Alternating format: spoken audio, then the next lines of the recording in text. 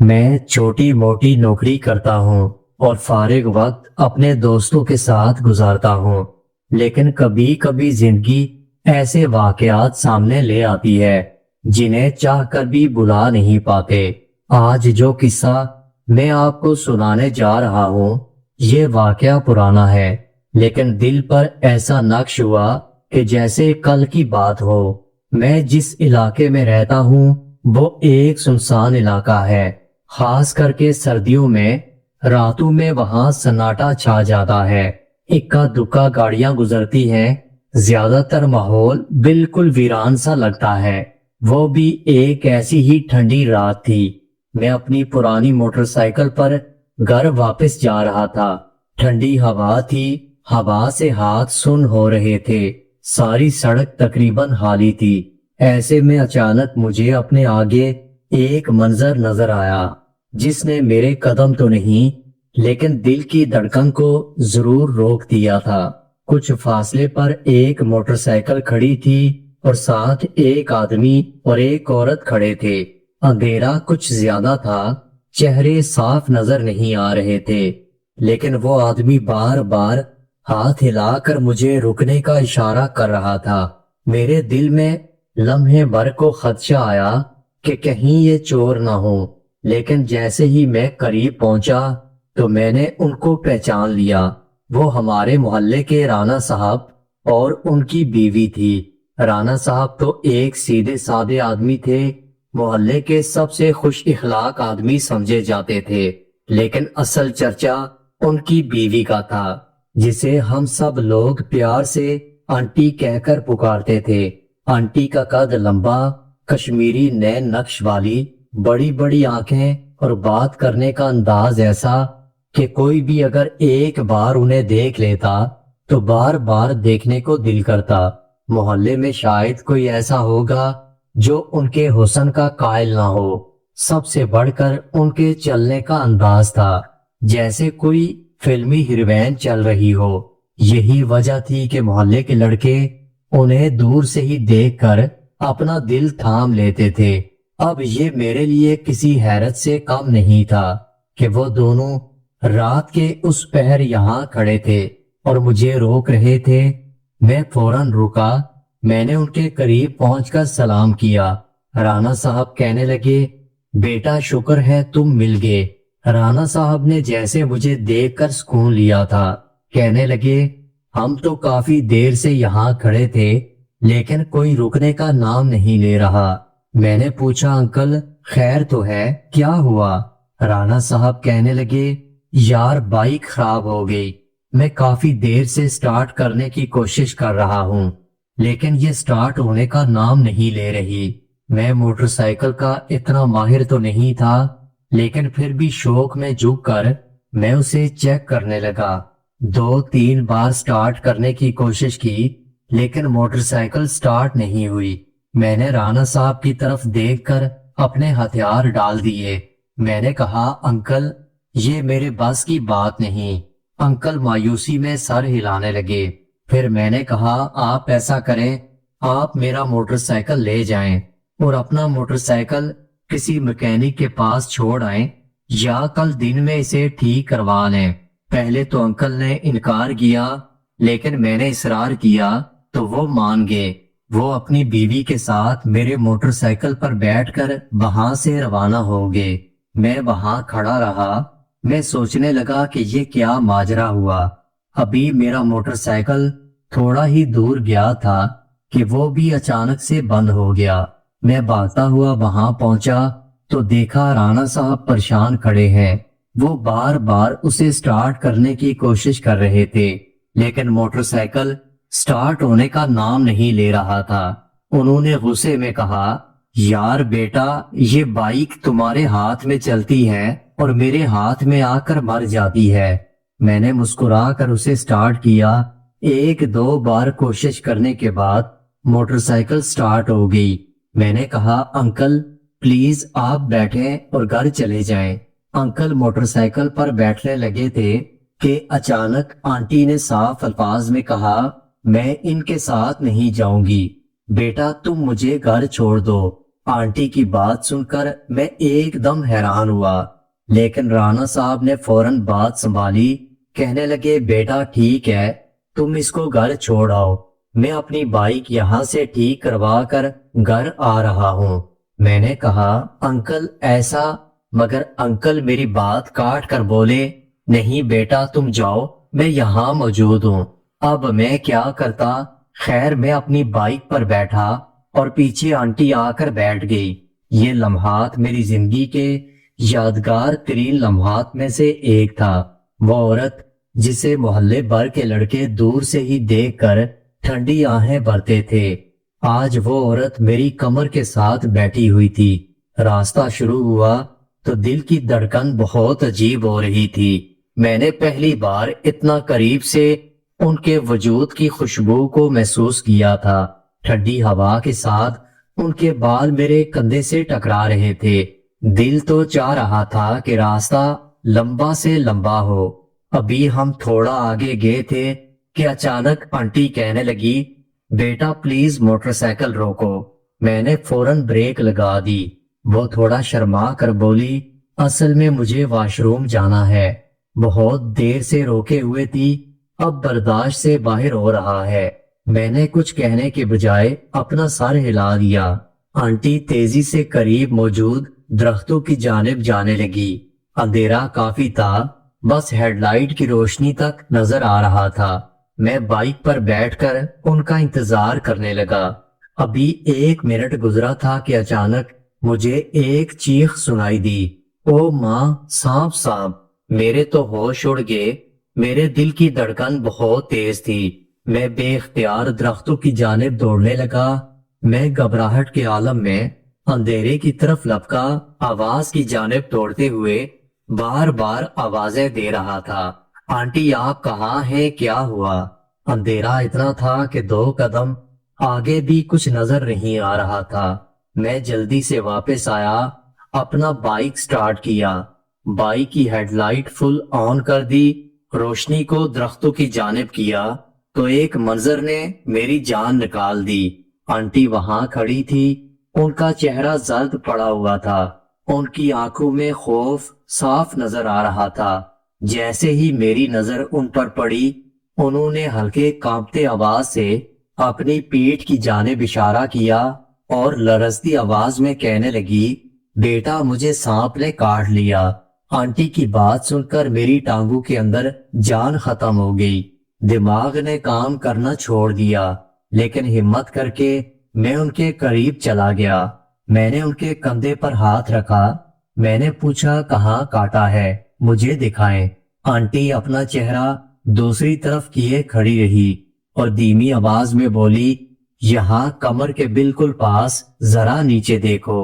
मैंने रोशनी पीछे डाली और झुककर गौर से देखा। वाकई वहां जगह सुर्ख हो रही थी। मेरे दिल की धड़कन मजीद तेज होने लगी, लेकिन जैसे ही ध्यान से देखा तो समझ आया कि ये सांप का निशान नहीं, बल्कि एक चींटी ने काटा हुआ था और वो चींटी अभी तक वहां चिपकी हुई थी। मैंने सुकून का सांस लिया और मैंने मुस्कुरा कर कहा, अरे आंटी ये सांप नहीं है, ये तो बस एक चींटी है।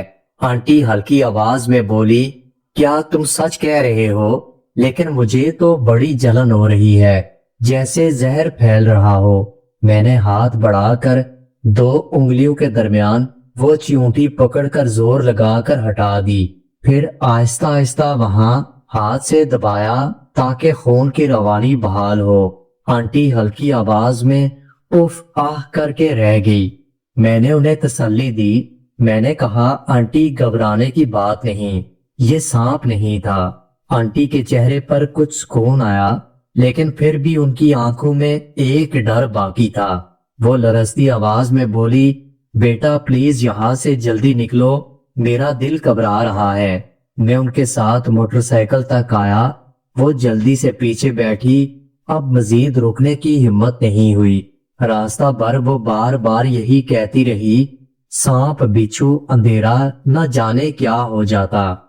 और मैं उन्हें तसल्ली देता रहा, लेकिन साथ मेरे दिमाग में कुछ और ही चल रहा था।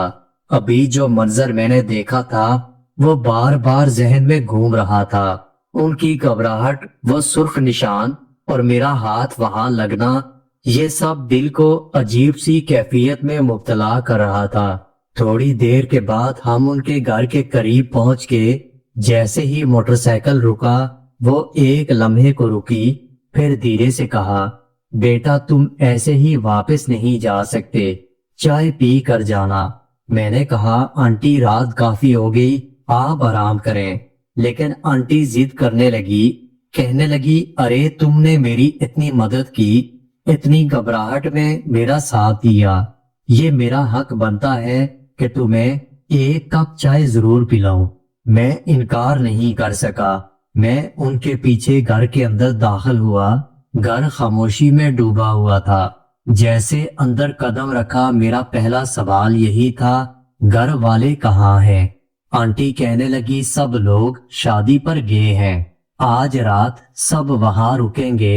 اصل میں رانا صاحب بھی صبح سے وہاں ہیں، اب تو ان کا موٹر سائیکل خراب ہو چکا، وہ بھی کافی لیٹ آئیں گے۔ آنٹی کی بات سن کر میرے دل میں عجیب لہر دوڑنے لگی۔